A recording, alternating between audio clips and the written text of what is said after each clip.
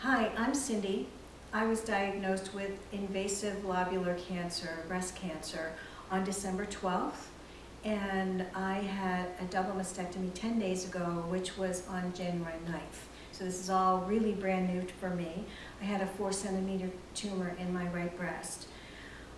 Just wanted to offer a couple tips for people who are looking for them, as I did when I was first diagnosed.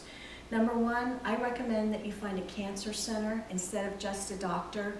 At a cancer center, they're going to have all the doctors that you're going to need to see under one roof. So that includes your surgeon, your oncologist, because you'll have two of those, a medical and a radiation oncologist, your plastic surgeon, and so forth.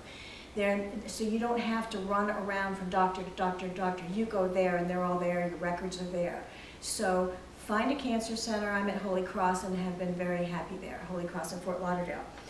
So as I said, I had a double mastectomy 10 days ago, and I had a mastectomy plus reconstruction done in the surgery.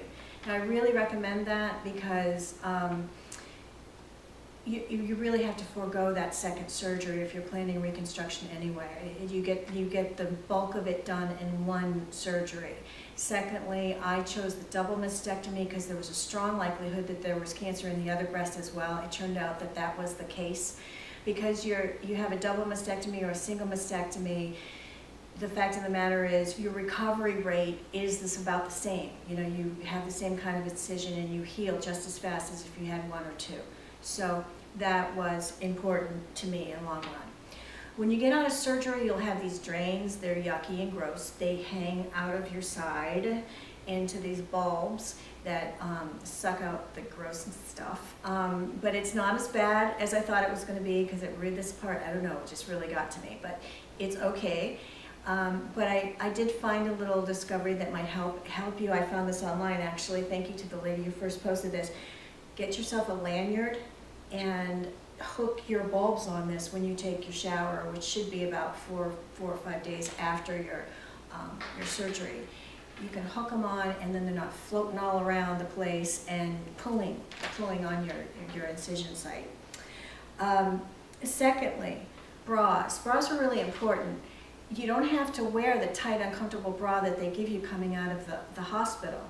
You can get something like this. It's kind of cute. It's got a heart on it, but they have these little pockets here that hold your bulbs from your drains, and that's important because, again, they're not all over the place, and it's soft and cotton, but it's real fitted and tight, which feels good when you have a surgery.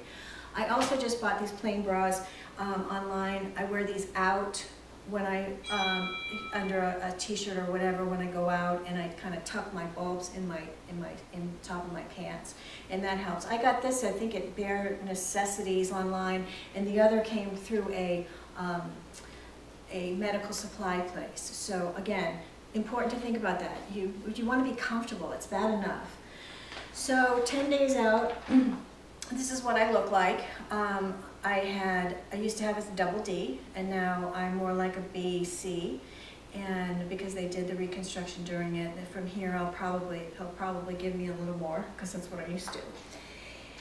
Last advice is great advice that a friend of mine gave me: learn how to say yes and learn how to say no. Learn how to accept help when you need it and to say no when you don't need it.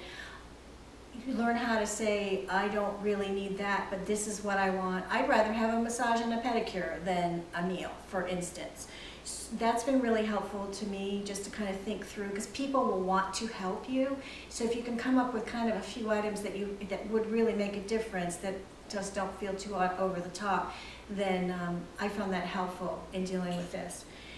And lastly, as I look forward, tomorrow I have my appointment with the oncologist.